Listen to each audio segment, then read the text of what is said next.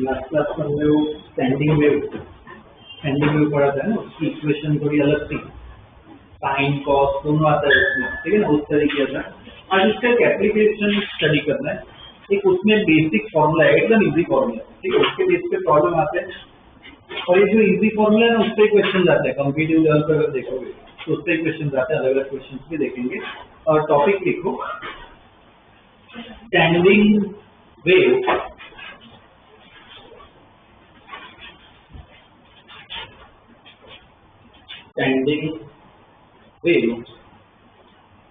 on a string, standing wave on a string.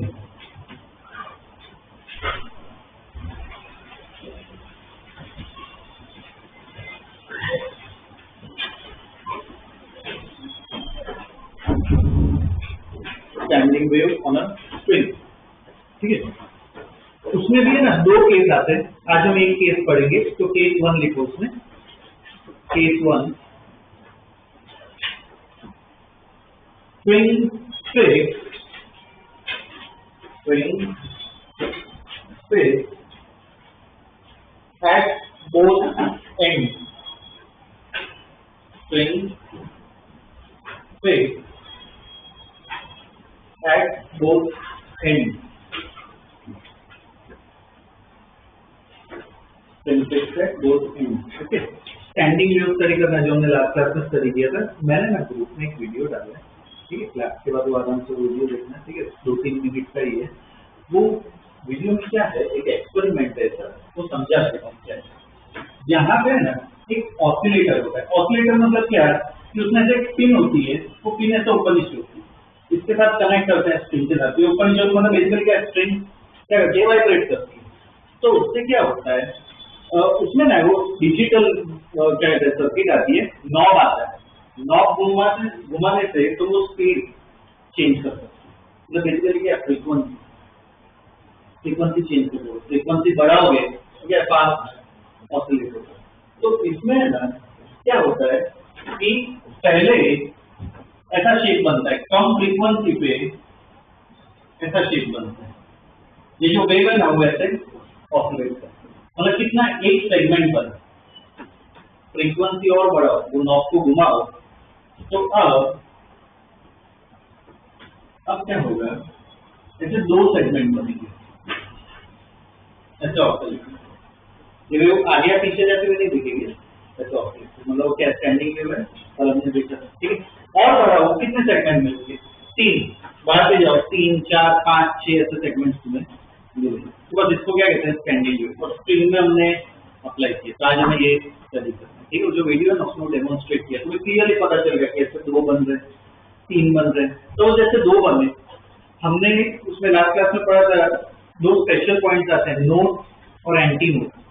Node का मतलब क्या है, नोड का मतलब क्या, जो पॉइंट पे मूवमेंट ना हो, रेस्ट पे रहे, इसे क्या कहते हैं नोड्स। मुझे इधर बताओ कितने नोड्स दिखते हैं, अगर ये ऐसे वाइब्रेशन हो रहा है, 3 है, ये पॉइंट और ये पॉइंट तो फिक्स ऑब्वियसली नोड होगा, ये भी क्या होगा नोड, कितने एंटी नोड है, ये एंटी नोड है, ये भी क्या है एंटी नोड, 2 एंटी नोड, ठीक है ना। तो ऐसे ही हमें स्टडी करना है, ओके। तो ऐसे 1, 2, 3, अच्छा मुझे बताओ, जैसे इधर 2 मिले, 1.5 मिल सकता है क्या, ऐसा पॉसिबल है? क्यों पॉसिबल नहीं मिलता है, ऐसा कोई इसमें नहीं मिलता है, पर इसमें नहीं मिलेगा, क्यों नहीं मिलेगा, ये क्या है फिक्स है, ये नीचे जाएगी, ठीक है ना। तो या तो कोई एक सेगमेंट मिलेगा, 2, 3, 4 इंटीजर में मिलेगा, ठीक है। तो इसमें मान के चलते हैं कि ऐसे n सेगमेंट्स बन रहे हैं, ऐसे n सेगमेंट्स बन रहे हैं, सपोज डॉट करते n सेगमेंट्स मिल रहे, तो इसमें हमें फ्रीक्वेंसी, वेवलेंथ वो सब स्टडी करना है, ठीक है।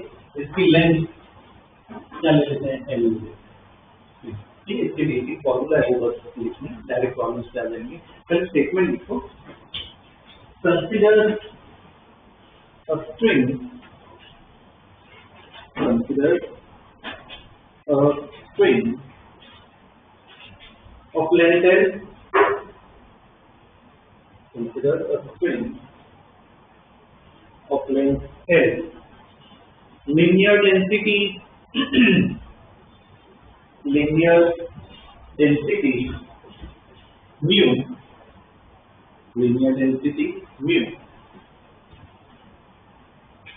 having tension T, linear density mu having tension T,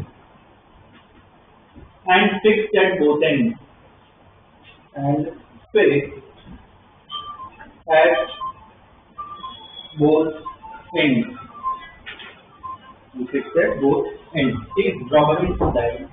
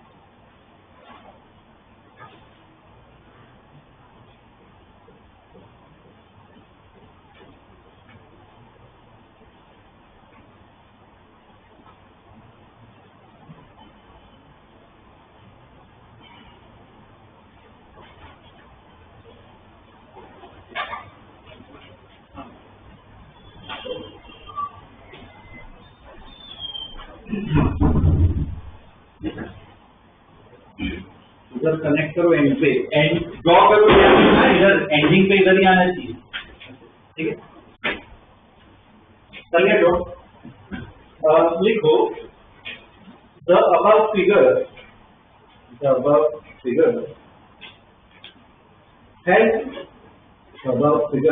has standing wave. The above figure has standing wave having n segments, small n लेना, having n segments, having n segments.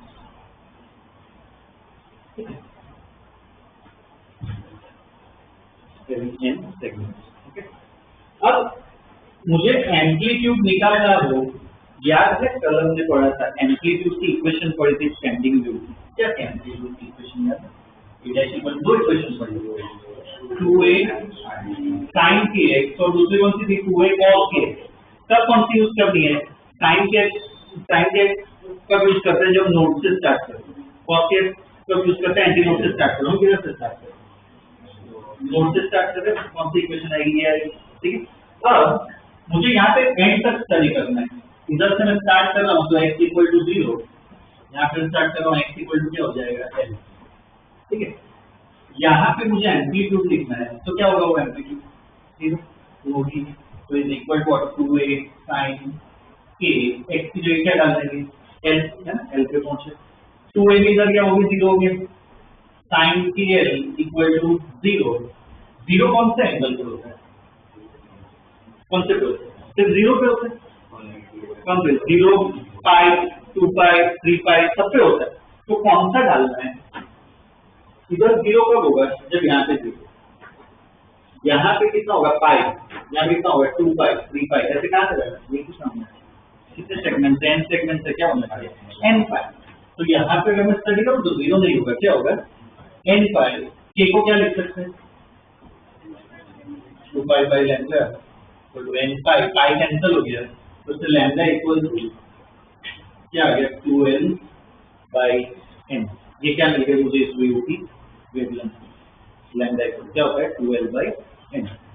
एक wavelength पूछ सकते हैं और क्या पूछ सकते हैं? फ्रीक्वेंसी. तो frequency v equal to formula याद है? Lambda into s. तो f इक्वल टू क्या आ गया? v by lambda. सब्स्टिट्यूट करो, दैट इक्वल क्या आ जाएगा? nv by 2l. ये हमें क्या मिल जाएगा? फ्रीक्वेंसी. ठीक है, बस यहाँ पे ध्यान रखना, इधर v भी निकाल सकते हो. v का फॉर्मूला याद है? अगर स्ट्रिंग हो तो v टेंशन और वो दिया हुआ है, याद है? बस ये जो फॉर्मूला है उसको सॉल्व करना है। और कॉम्पिटिटिव में इसलिए आते हैं बहुत सारे प्रॉब्लम्स, JEE एडवांस में भी इस पे आते हैं। मेरे टाइम पे जब मैंने एग्जाम दी थी इस पे क्वेश्चन आता है, एकदम इजी आता है उसको, नीट हो, JEE मेन हो, JEE एडवांस हो, एकदम इजी क्वेश्चन है। तो ये इंपॉर्टेंट टॉपिक है प्रैक्टिकली और इजी भी। तो हमें क्या इस पे प्रॉब्लम करना है, ठीक है। पहले स्टेटमेंट लिख लो, उसके बाद ये पूरी इक्वेशन लिखना। देखो द एम्पलीट्यूड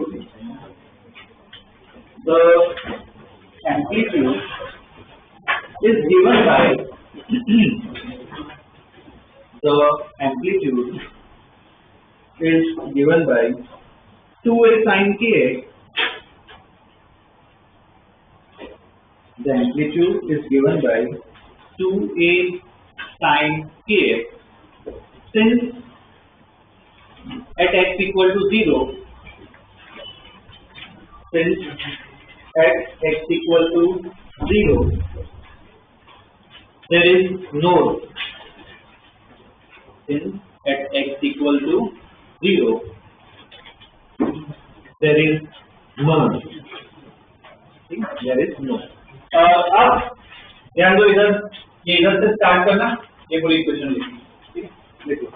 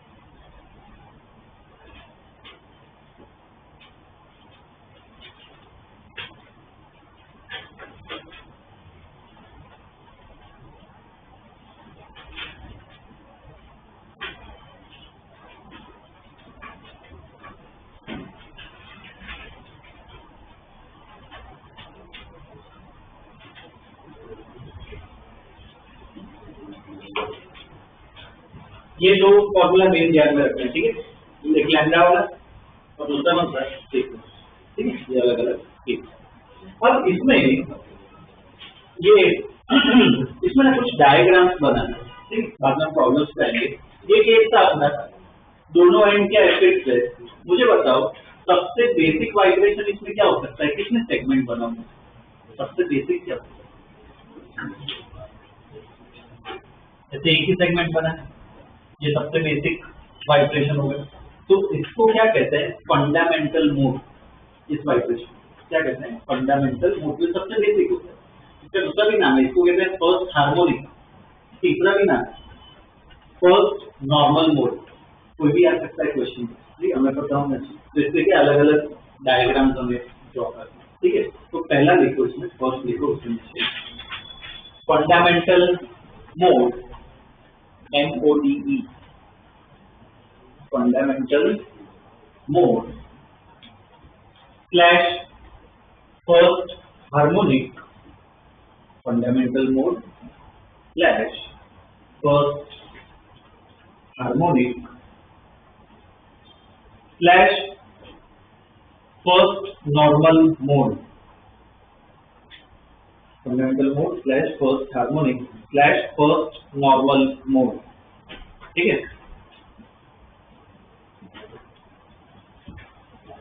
तो इसमें ये केस है, लेंथ, इसकी लेंथ है L। इधर मुझे बताओ सबसे फंडामेंटल है, कितने सेगमेंट है, एक ही सेगमेंट है इसमें, तो n इक्वल टू क्या होगा 1। यहाँ का जनरल फॉर्मूला है, मुझे क्या है बस जो मैं बोला लैम्डा और x निकालना है। लैम्डा कितना होगा 2l, तो इसको ये सबसे बेसिक है तो लैम्डा नॉट कर दो और फ्रीक्वेंसी बस v/2। सब बस इतना ही पूछेंगे, फंडामेंटल निकालो, ये बेसिकली यही ध्यान रखें, फंडामेंटल बोले n क्या डाल देना 1 डाल देना, ठीक है। ये तो बस ड्रॉ करके विजुअलाइजेशन को बता रहा हूँ, लिखो भाई को इसमें बॉक्स बनाने की जरूरत नहीं, मेन अपने जो है वो देख लिया हमने।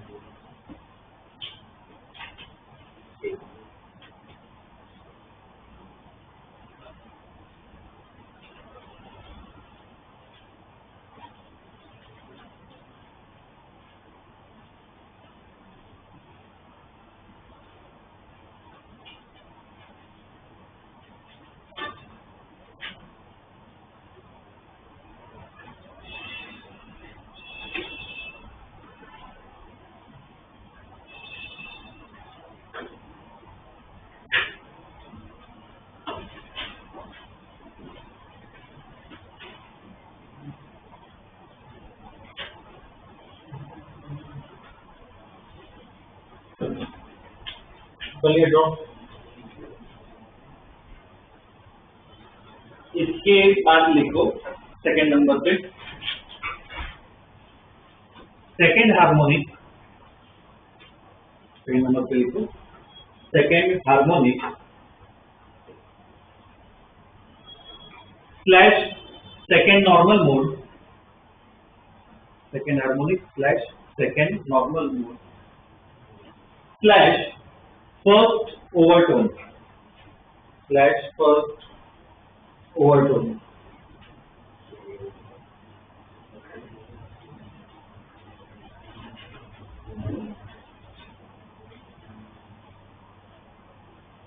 इसमें ये सब नाम याद रखना। फर्स्ट ओवरटोन, उसमें क्यों फर्स्ट आया, देखो सेकंड हार्मोनिक है पर ओवरटोन में क्या फर्स्ट है। एटॉमिक स्ट्रक्चर चैप्टर पढ़ा हो, उसमें अगर मैं कहूँ इलेक्ट्रॉन ग्राउंड स्टेट में मतलब n इक्वल टू क्या होता है, इलेक्ट्रॉन ग्राउंड स्टेट में तो n इक्वल टू क्या होता है 1। अगर मैं कहूँ इलेक्ट्रॉन फर्स्ट एक्साइटेड स्टेट में, तो याद रखो इलेक्ट्रॉन अगर कहूँ फर्स्ट एक्साइटेड स्टेट में मतलब n इक्वल टू क्या होता है 2। तो ये वैसा ही है, फर्स्ट ओवरटोन मतलब क्या एक्साइटेड स्टेट, ठीक है। फर्स्ट ओवरटोन मतलब ध्यान रखना n इक्वल टू क्या होता है 2। तो इसमें कितने सेगमेंट होंगे, 2 सेगमेंट होंगे। हार्मोनिक पे ध्यान देना, कौन सा हार्मोनिक है, सेकंड हार्मोनिक है मतलब क्या है 2 सेगमेंट होंगे। तो डायग्राम कैसा ऐसा बनेगा, n इक्वल टू क्या डालेंगे 2, लैम्डा बोलो 12/2 मतलब लैम्डा क्या हो जाएगा l, फ्रीक्वेंसी बोलो 2v/l मतलब क्या होगा v/l। इसमें f इक्वल टू मुझे बताओ 2f0 लिख सकता हूँ, जब वो फंडामेंटल मैंने f0 लिया 2f0 लिख सकता हूँ।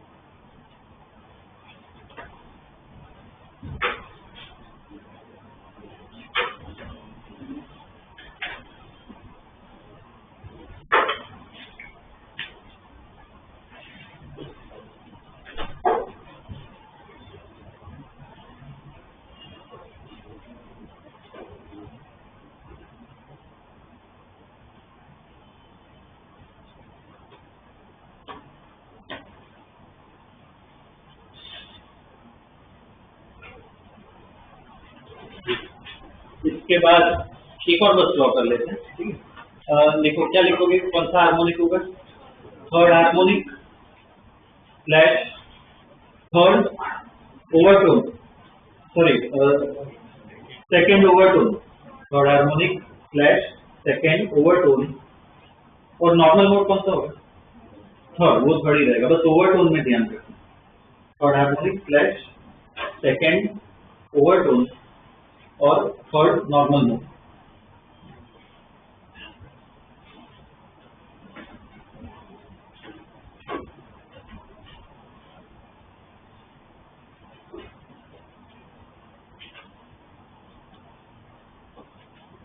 उसमें भी कितने बनेंगे? 3 सेगमेंट बनेंगे। एक बार इतना करो, अपने आप बना, डायग्राम बना भी, एंड वो सब कर अपने आप करो।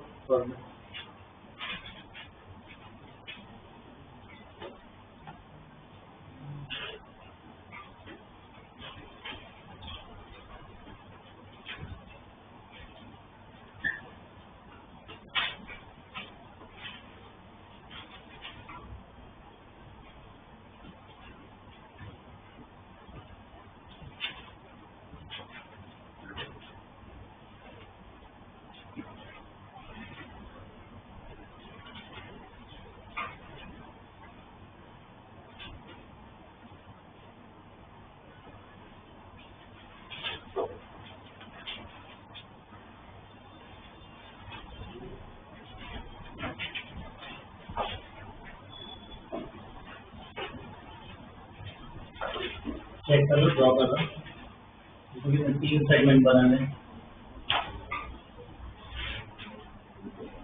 ठीक है, ऐसा कुछ डायग्राम होगा। इसमें सपोज नीचे से लाइन बनाई हो तो भी चलेगा, मेन क्या 3 सेगमेंट बनने चाहिए। n इक्वल टू 3, लैम्डा बोलो कितना है? 12/3, f इक्वल टू 3b/12, और f equal to f naught के बदले लिखो, पैटर्न इंपॉर्टेंट है, 3f0। ठीक है,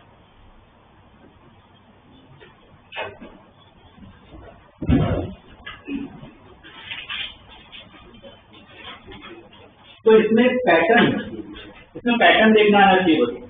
फंडामेंटल अगर f0 है तो उसके बाद कौन सी आएगी? 2f0, बाद 3f0, 4f0, ऐसे पैटर्न में चले। ठीक है, और एक बस लास्ट स्टेटमेंट, जो पहला फंडामेंटल था उसकी फ्रीक्वेंसी और जो दूसरा था सेकेंड हार्मोनिक, वो दोनों की फ्रीक्वेंसी को माइनस करो। पहले में कितना था? v/2l था, और दूसरे में क्या था? v/l था। दोनों का डिफरेंस निकाल, कितना होता है? v/2l, ये फिक्स रहता है। कोई भी दो सक्सेसिव फ्रीक्वेंसी हो ना, उसका डिफरेंस कितना होता है? v/2l। वो भी एक इंपॉर्टेंट ऑब्जर्वेशन। ठीक है, देखो in this statement, the frequency difference, the frequency difference between two consecutive modes of vibration, the frequency difference between two consecutive modes of vibration, frequency difference between two consecutive modes of vibration equal to v/2l, equal to v/2l। ठीक है, तो इसके base पे अलग अलग question कर लेते हैं। ठीक है, ओके, ये मेन जो बताया मैंने, बॉक्स जो जिस फॉर्मूला पे बना है ना, बस उस पर ध्यान देना। लैम्डा इक्वल टू क्या था? दो ही फॉर्मूला थे। लैम्डा इक्वल टू क्या था? 2l/n, और f इक्वल टू क्या था? nv/2l, और बस साइड में v का फॉर्मूला भी पता होना, क्या था? √e/v, बस इस पे ही प्रॉब्लम्स करना।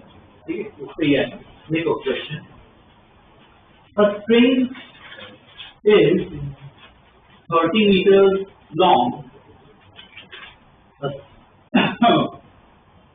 a string is 30 meters long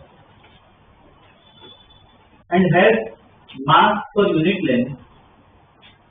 The string is 30 meters long and has mass per unit length.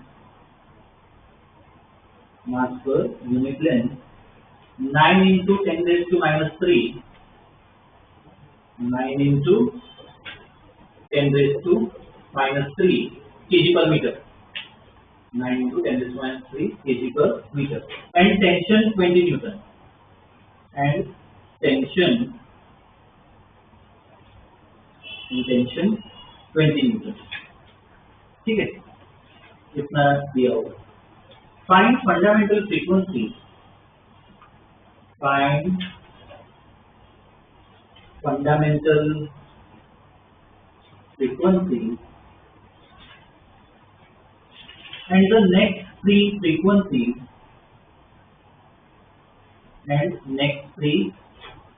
frequencies if both ends are fixed. If both ends are fixed. ठीक है. ओके, साथ में करते हैं. पहले तो डेटा लिख लो. क्या दिया हुआ है? L equal to 30 metre, mu equal to कितना है? 9 इंटू 10 टू माइनस 3 kg पर मीटर, और T इक्वल टू कितना है? 20 न्यूटन. ठीक है, इतना दिया हुआ है. इससे पहले तो ना V निकाल दो. V निकाल सकते हो ना, under root T by mu. V निकाल दो.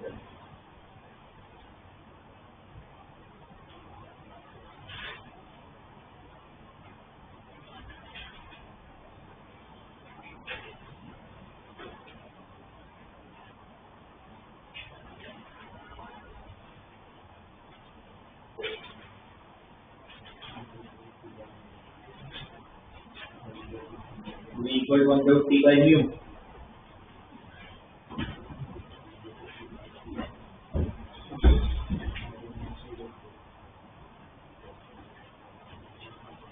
T कितना है? 10 9 into 10 सॉरी T कितना है?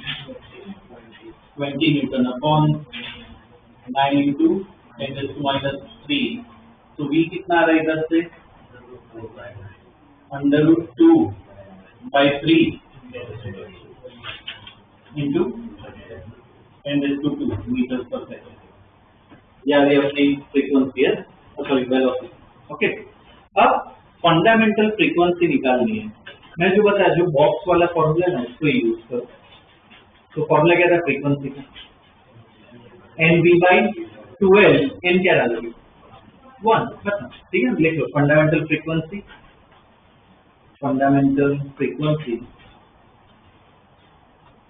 F नॉट इक्वल टू, उसके लिए F नॉट ही सिंबल यूज करो.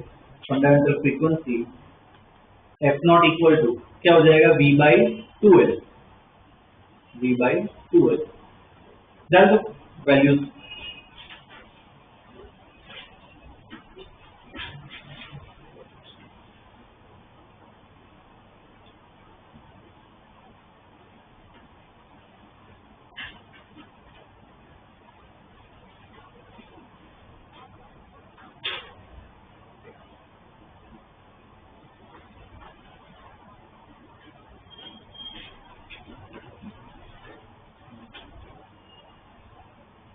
V by 2L, तो F नॉट इक्वल टू क्या हो जाएगा? ये V कितना है? Root 2 by 3 into 10 to 100 upon 2 into L कितना है? 20. L कितना है?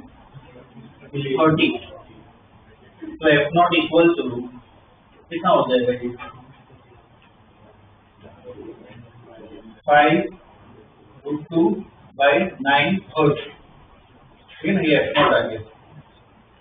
ठीक है, तो कैलकुलेट तो बाद में कर लेंगे. ये वैल्यू आती है. ठीक है, ये आ गई अपनी फंडामेंटल फ्रीक्वेंसी. ठीक है, अब और क्या पूछा है क्वेश्चन में कि नेक्स्ट 3 भी निकालनी है. सपोज अब मुझे दूसरी निकालनी है, मतलब कौन सा? Second harmonic. तो n इक्वल टू क्या डालोगे? 2. और वापस कैलकुलेट मत करो, मैं बताया पैटर्न देखना सीखो. अगर ये F नॉट है तो नेक्स्ट 3 फ्रीक्वेंसी बोलो कैसी होगी? अगर ये F नॉट है तो उसके बाद कैसी होगी? 2 F नॉट, 3 F नॉट और खत्म. डायरेक्टली आ गया आंसर. बस डाल दो. ये कितना हो जाएगा? 10 रूट 2 by 9. उसके बाद आएगा 5 रूट 2 by 3 और 4 डाल दो तो कितना हो जाएगा? 20 root 2 by 9. Direct pattern follow करो.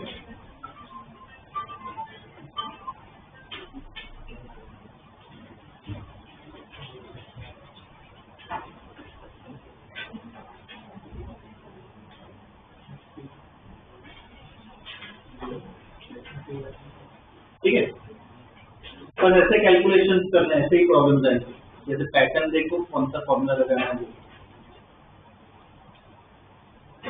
Okay, next question,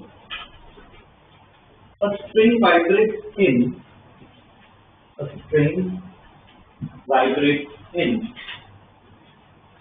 4 segments. String vibrates in 4 segments with frequency of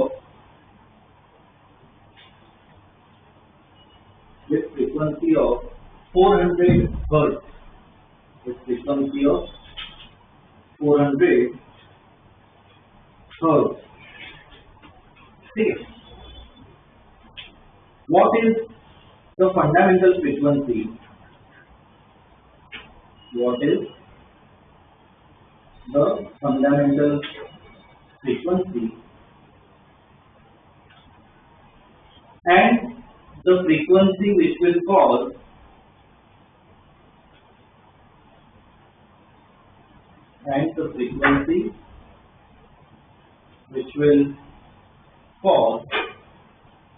to vibrate in 7 segments.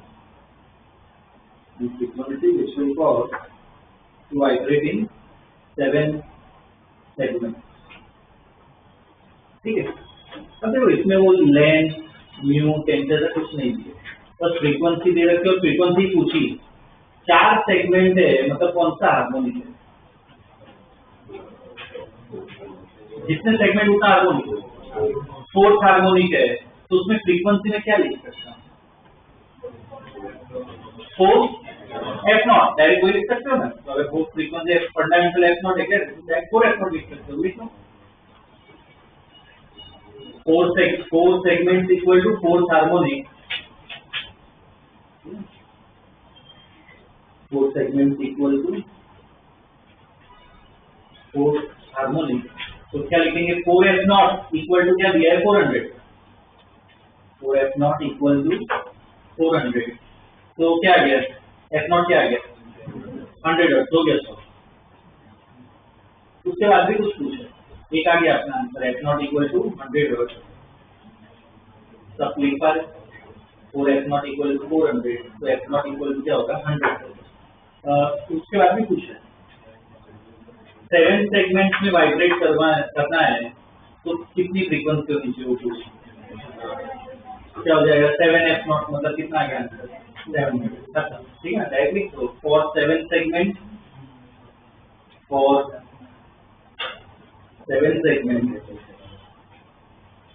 F equal to 7F0, F equal to 7F0, मतलब F इक्वल टू क्या आ गया 700 hertz. ठीक है, F equal to 700 hertz. Okay,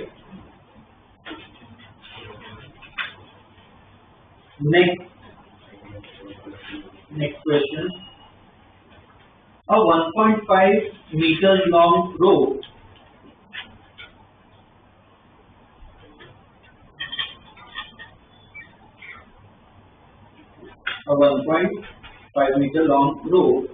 is stretched between 2 supports. 1.5 meters long rope is stretched between 2 supports such that speed of transverse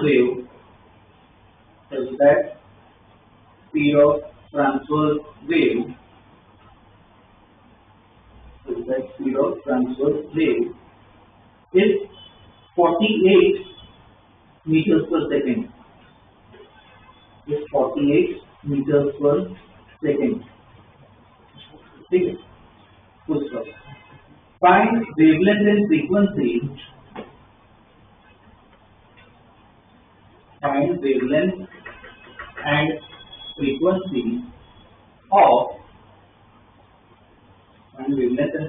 of second overtone. Find wavelength and frequency of second overtone. Second overtone की wavelength निकालनी और frequency निकालनी। ठीक है, अपने आप try करो, नीचा लिख लो पहले, कौन बोलेगा।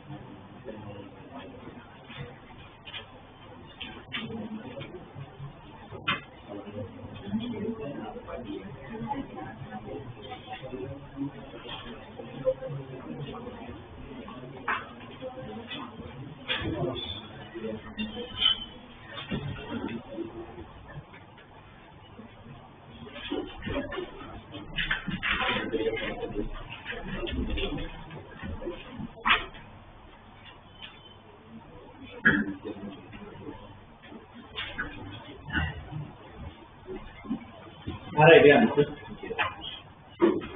V कितना दिया हुआ है 48, L कितना 1.5। और सेकेंड ओवरटोन सबसे पहले वो देखो, हार्मोनिक देखो। सेकेंड ओवरटोन मतलब कौन सा हार्मोनिक? Third harmonic. मतलब n इक्वल टू क्या होगा 3, तो S इक्वल टू फॉर्मूला अपने पास NV/2L 48/2 into 1.5 कितना हुआ है? 48। और अपने वो वेवलेंथ का भी फॉर्मूला है ना 2L/n, तो 2 into 1.5/3 क्या आ गया? 1 हो गया sir.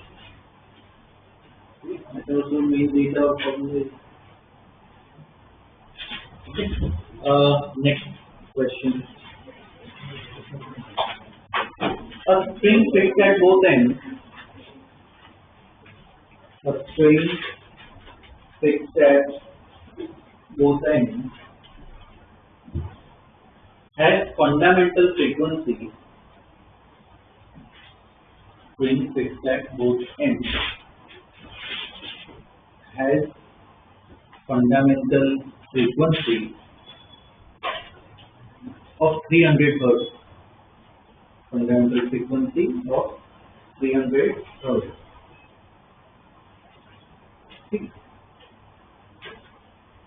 Find the fundamental frequency. Find the fundamental frequency if length is double. If length is double and cross section radius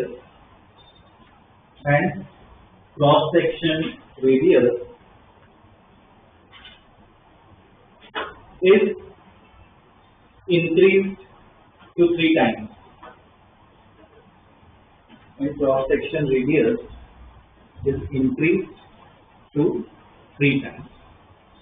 ठीक है? अब देखो सेम जो फॉर्मूला है वो उतना वही रहेगा, तो चेंज नहीं होगा। ठीक है? हाँ, इधर वो लिख सकते हो, इसमें वो डेटा लिखना है टेंशन रिमेन सेम। बोल tension remain same. Tension remain same. Question लिखते टाइम ध्यान दे रहे हो तो ऐसा टाइप का प्रॉब्लम है, एक डेटा दिया हुआ है, दूसरे का पूछा है, रेशियो से ही सॉल्व होने वाला है ना, तो वो इक्वेशन डिसाइड करो कौन सी इक्वेशन लगाओ।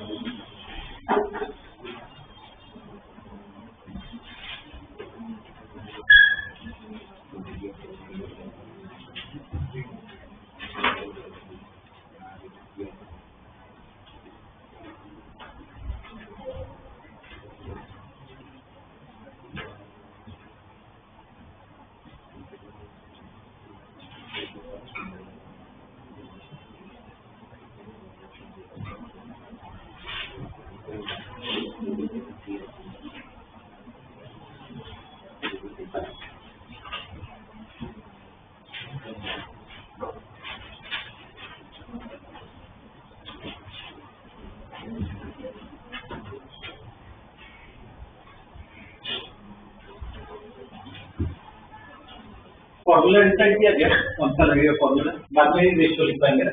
एफ इक्वल फंडामेंटल में क्या होगा, बी बाई 2l, इससे करोगे इसको, बी को भी सब्स्टिट्यूट करना पड़ेगा ना, F equal to N B by 2l, N को तो 1 डाल दिया, पर बी को भी सब्स्टिट्यूट करना पड़ेगा, टेंशन और वो सब दिया है, तो ये 1 बाई 2l ऐसा ही रखते हैं, बी की जगह क्या लिख देंगे, टी बाई बी। इससे वो रेशियो देखो,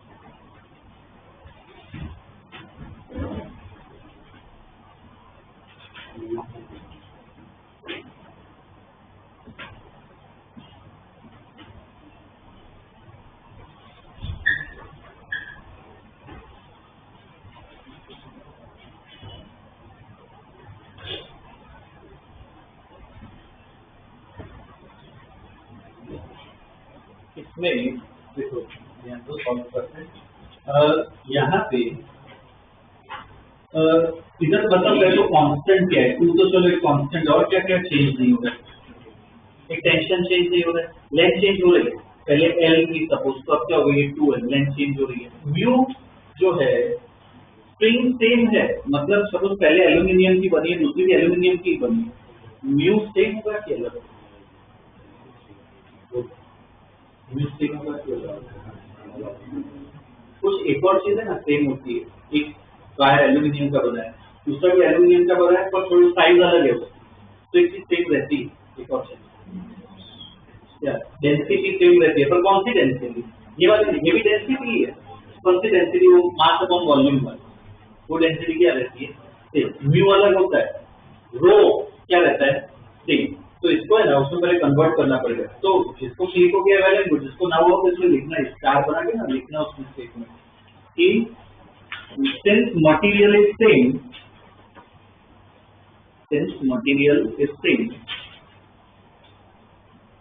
rho will be same, since material is same,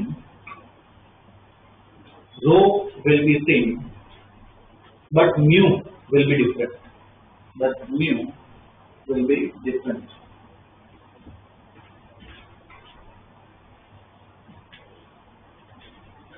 तो एक कन्वर्जन मैंने बताया था, mu इक्वल क्या है, रो इनटू एल लिख सकते हो, तो फ्रीक्वेंसी का फॉर्मूला f इक्वल टू देखो क्या हो जाएगा 1/2l टी बाई म्यू की जगह क्या लिखोगे, रो इनटू एल, ठीक है। अब यहाँ पे मुझे बताओ, अच्छा ए को भी क्या पायर स्क्वायर लिख सकते हैं ना, वो रेडियस के लिए उसने दिया है, अब मुझे बताओ इधर क्या क्या कांस्टेंट है, Q कांस्टेंट है, T भी कांस्टेंट है, सेम मटेरियल तो क्या रो कांस्टेंट, फाई भी कांस्टेंट है, तो प्रोपोर्शनलिटी बताओ, एक 1/L आएगा और अंडर रूट आर स्क्वायर, तो इस प्रोपोर्शनल टू क्या लिख सकते हैं, ये लिख सकता हूँ। अब कर पाओगे रेशियो, हाँ तो घूरो, हाँ तो अब कर पाओगे तब।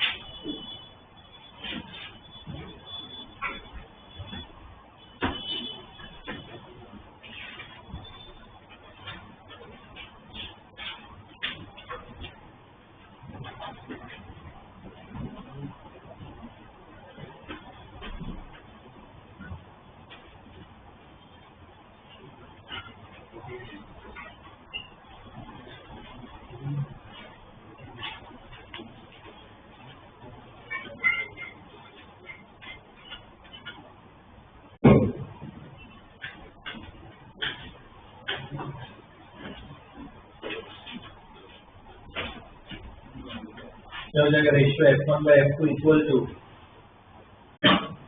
L2/R2 अपॉन L1/R1, है ना, इनवर्स। F1 कितना दिया, 300, F2 निकालना है, दूसरे की लेंथ क्या है, डबल है, तो 2L, और उसका रेडियस कितना है, 3 टाइम्स, अपॉन पहले वाले की लेंथ L, रेडियस आर ले लेंगे, कितना आ रहा है F2 बोलो, 50। कॉम्पिटिटिव में ऐसे भी आते हैं, थोड़ा तो क्या कहते हैं ट्विस्ट करेंगे, स्टडी करवाएं ठीक है, तो जितना हो सके उतना में अलग अलग टाइप के प्रॉब्लम्स करना, ओके, ध्यान रखना है वायर के लिए।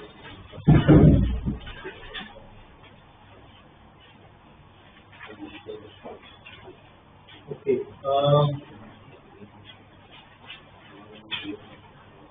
Okay, next question, a wire between two rigid supports, a wire between two rigid supports has density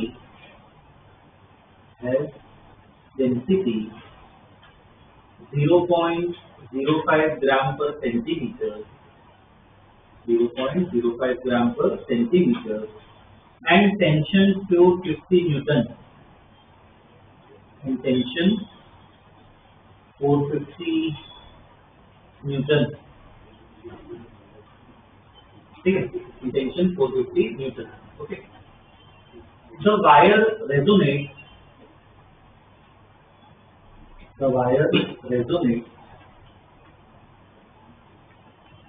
at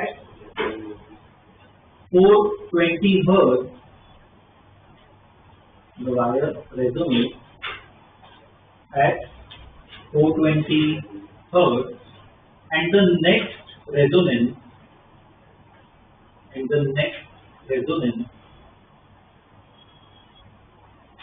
is at 480 Hz. And the next resonance is at 480 Hz. ठीक, उसका find length of wire and fundamental frequency. Find length of wire and fundamental frequency.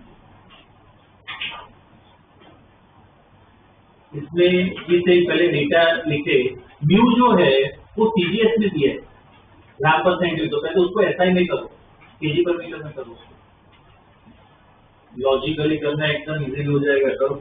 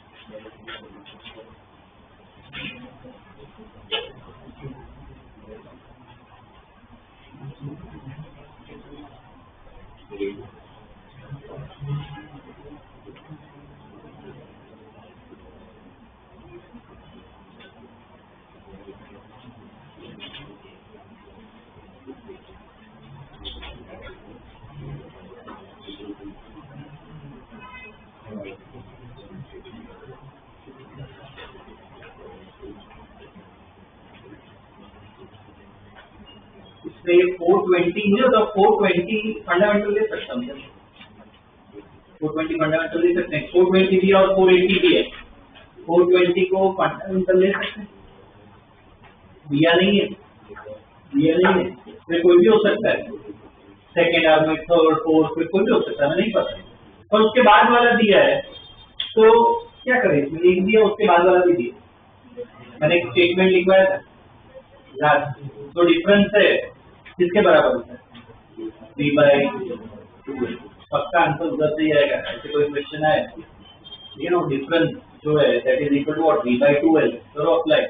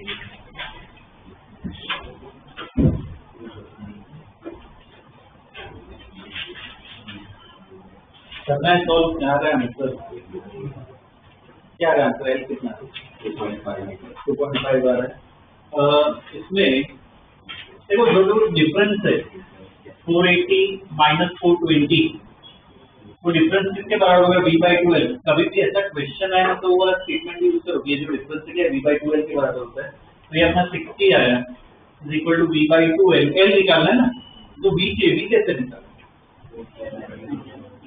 √T/μ, तो पर mu उसमें दिया था वो CGS में 0.05 ग्राम पर सेंटीमीटर, तो उसको ऐसा ही करना पड़ेगा, तो 0.05 एकदम इजीली कर सकते हो, तो रट्टा नहीं मारना है, ग्राम को केजी में करना हो कितना होता है, इसमें 3 केजी, और सेंटीमीटर को मीटर में करना है, इसमें 2 मीटर, तो म्यू कितना आ गया 0.05 0.05 into 10 is minus 1 kg per meter.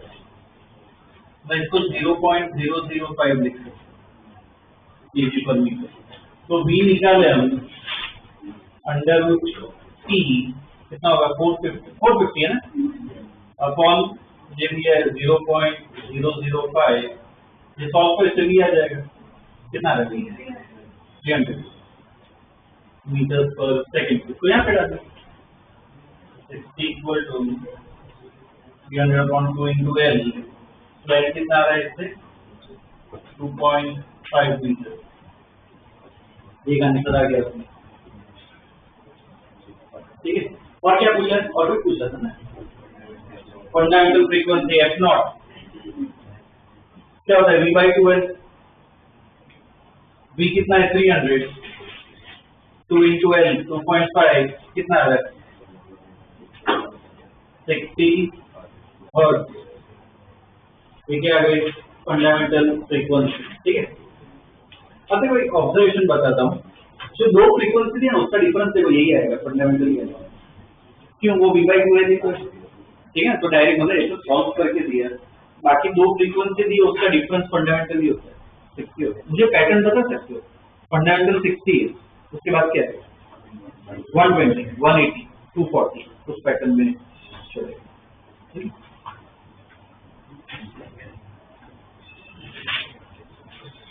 Okay next question में ये डायग्राम ड्रॉ करो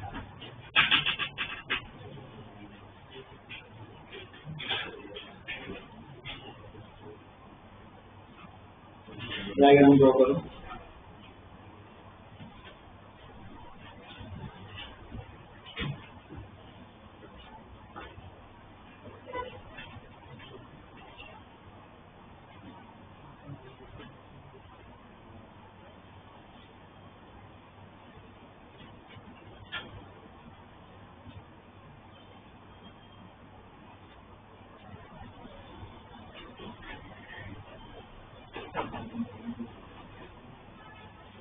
चलिए dot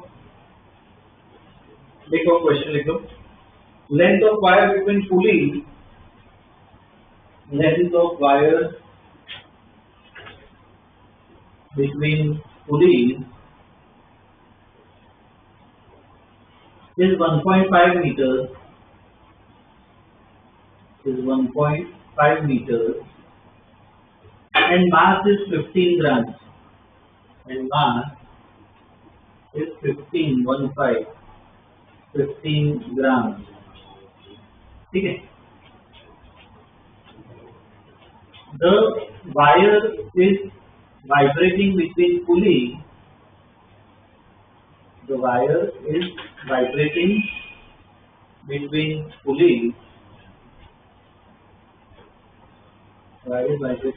pulleys such that 4 antinodes are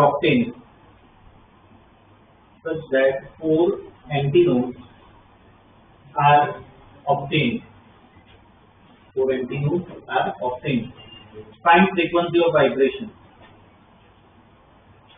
find frequency of vibration ठीक है इसमें पहले ना मुझे बताओ 4 एंटीनोड्स मिल रहे हैं जो वाइब्रेशन सेगमेंट बन रहा है ना वो दो पुली के बीच में ही बन रहा है ये जो 10 किलो इधर लगा है वो तो बस एक तरह का सपोर्ट दे टेंशन प्रोवाइड करते हैं जो बीच में पुली के बीच में जो वायर है 4 एंटीनोड मिल रहे हैं कितने सेगमेंट बनेंगे एक सेगमेंट में कितने एंटीनोड एक ही होता है तो 4 एंटीनोड मतलब कितने 4 सेगमेंट मतलब कौन सा हार्मोनिक फोर्थ हार्मोनिक में ये वाइब्रेट कर रहा है ड्रॉ करो एक बार इसमें 4 सेगमेंट बनो दो पुली के बीच में जो वायर है 4 सेगमेंट ड्रॉ करो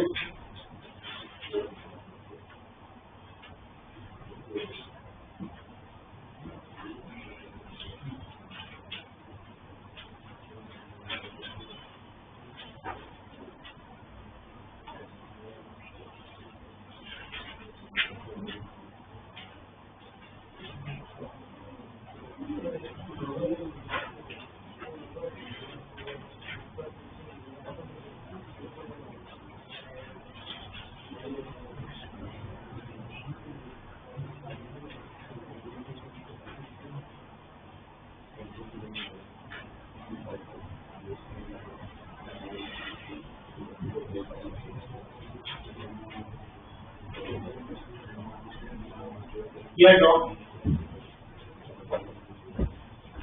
4 सेगमेंट बनाना है तो देखो इधर से यहाँ पे इधर से इधर 4 सेगमेंट में बनाना है तो कैसा होगा ये 1 2 3 ऐसे ऐसे ऑसिलेशन होगा। ठीक है, 4 एंटी नोड मिले ना 1 2 3 4 एंटी नोड मिले। ठीक है, ऐसा वाइब्रेशन होगा। तो अब इक्वेशन बताओ कौन सी यूज करें, फ्रीक्वेंसी निकालिए ना। इक्वेशन बोलो F equal to NV/2L। n कितना डालेंगे 4, F equal to NV/2L। n कितना डालोगे 4, तो F इक्वल टू 4V/2L। निकालना क्या है, फ्रीक्वेंसी निकालिए ना। तो अब ये V और L चाहिए, L तो दिया हुआ है, V खुद निकालो, V खुद निकालो।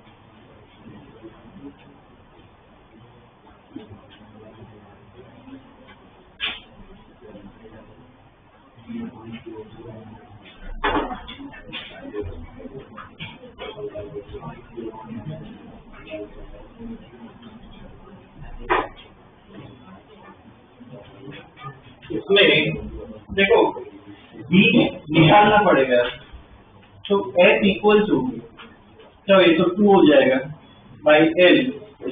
V की जगह क्या लिखेंगे T/V। ठीक है, L को चलो दे रखा है, T टेंशन कैसे निकालो, टेंशन इनकी वजह से मिलेगा। क्या करो दोनों में से एक का एफपीडी बना दो, उसका एफपीडी बनाओ, तो नीचे एनर्जी कितना होगा 100 न्यूटन होगा, ऊपर T एक्सेलरेशन बोलो। अगर ऐसा सेटअप को एक्सेलरेशन क्या होगा 0, दोनों तरफ 10 है, तो क्या आएगा T equal to 100 newton. T आ गया। म्यू कैसे निकाले, म्यू भी नहीं दिया, स्प्रिंग का मास दिया, स्प्रिंग की लेंथ भी पता है, तो म्यू इक्वल टू m/l। मास कितना है स्प्रिंग का 15 ग्राम, तो 15 × 10⁻³ और एल कितना है 1.5, तो ये म्यू कितना आ गया 0.5 0.01 kg per मीटर। अब सब सब्स्टिट्यूट कर सकते हो, इंटू एल कितना है 1.5 अंडर रूट टी कितना था अपना 100 म्यू कितना था 0.01 थोड़े सॉल्व कितना रहे कितना 400/3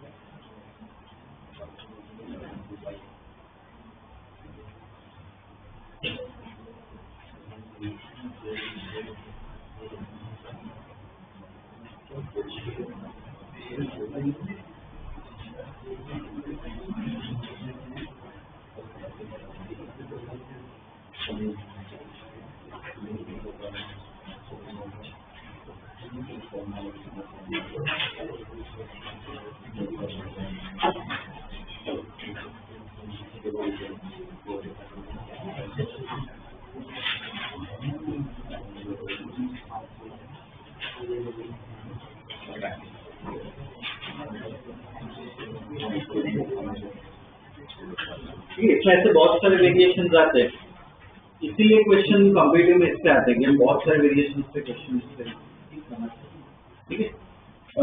ये हो गया, एक और क्वेश्चन कर लेते हैं और ये ड्रॉ करो।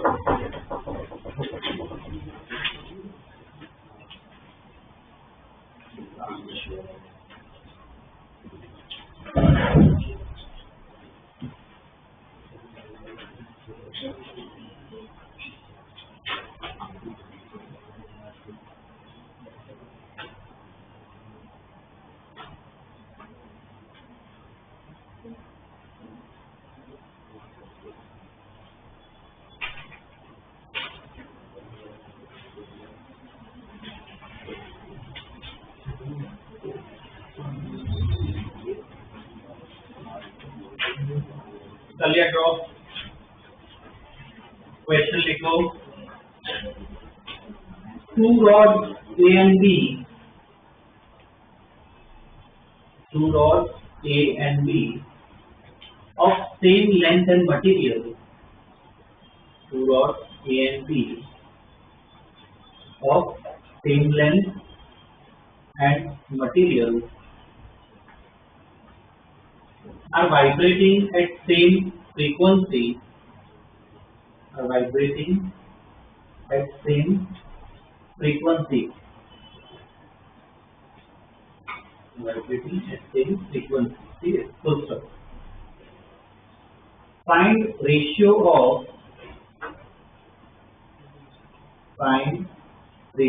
of number of antinodes, find ratio of number of antinodes in the 2 rods, and the ratio of number of antinodes in the 2 rods if radius of rod B, if radius of rod B is twice the radius of rod A, is twice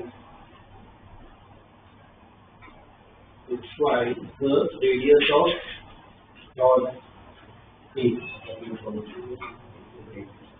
इसमें देखो ऐसे connection जो होता है ना, उसको composite string कहते हैं, एक के बाद में दूसरा रखा हुआ, ठीक है। हमें सॉल्व तो उससे ही करना है, बीच में क्या नोड है, तो ए में अलग अलग सेगमेंट्स बनेंगे, बी में भी खुद के सेगमेंट्स बनेंगे, ठीक है। अब सेगमेंट्स हमें पता नहीं है, दिए नहीं है, तो क्या मान के चले, ए में सपोज N1 सेगमेंट है, तो दूसरे में कितने बन रहे हैं N2, हमें नहीं पता है कितने, N1 बन रहे हो N2 बन रहे, क्या करना है, दोनों के लिए अलग अलग फॉर्मूला लगाओ, तो कर लो, डेटा दिया हुआ है इसमें, ये अज्यूम कर लो कि पहले में N1 सेगमेंट है, दूसरे में N2 सेगमेंट है।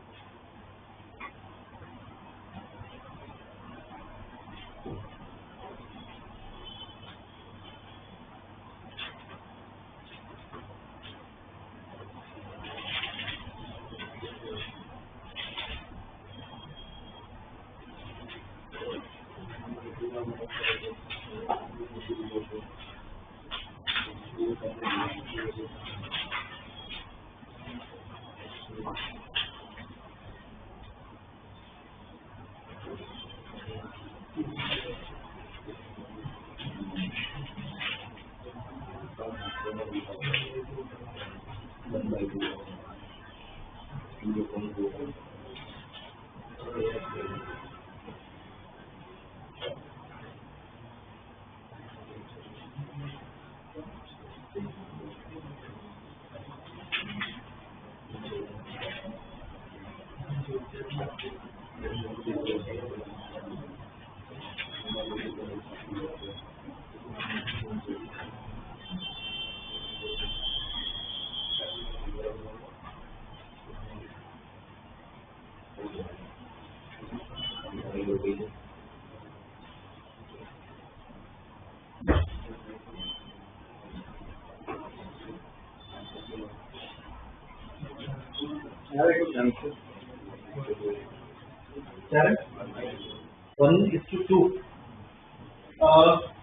इसमें N1 सेगमेंट ले लेते हैं, इसमें N2। तो देखो पहले के लिए फ्रीक्वेंसी FA इक्वल टू क्या लिखेंगे formula, N1 V1 by 2 L1 length तो सेम है ना, ठीक है, और FB equal to N2 V2 by 2 L, और क्या दिया है फ्रीक्वेंसी भी सेम है, तो FA इक्वल टू FB, तो इक्वेट करें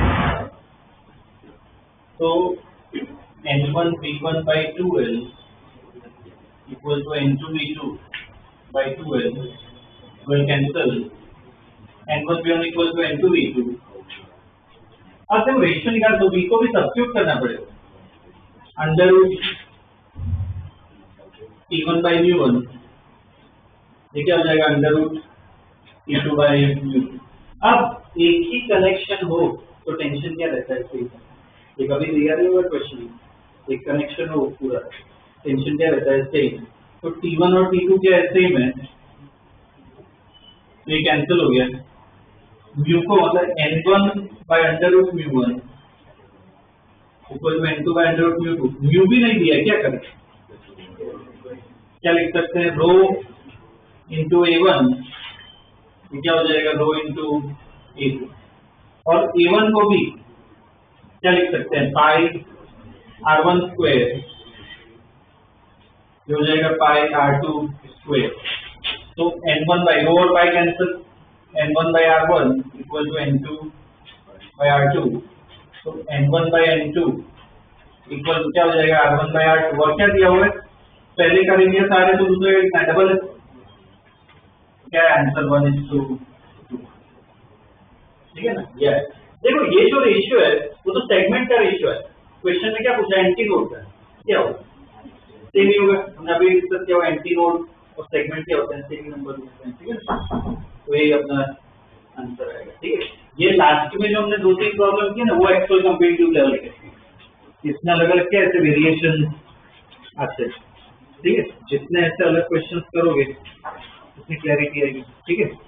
ये जो संडे की टेस्ट है ना उसमें यहाँ तक आएगा, ओके, तो व्यूज प्रॉपर्ली पहले तो नोट्स ढंग से रिवाइज करना, प्रॉब्लम्स इसके बाद खुद से करना, तो भी मेजॉरिटी प्रॉब्लम्स अटेंड कर पाओ, और टाइम मिले तो जो डीपी वो उसको टिक करवाए थे वो कर लो, ठीक है, बाकी मेन नोट्स को करना ही, उससे कुछ प्रैक्टिस कर लेना, ठीक है, मेजॉरिटी क्वेश्चन अटेंड कर पाओगे एग्जाम में।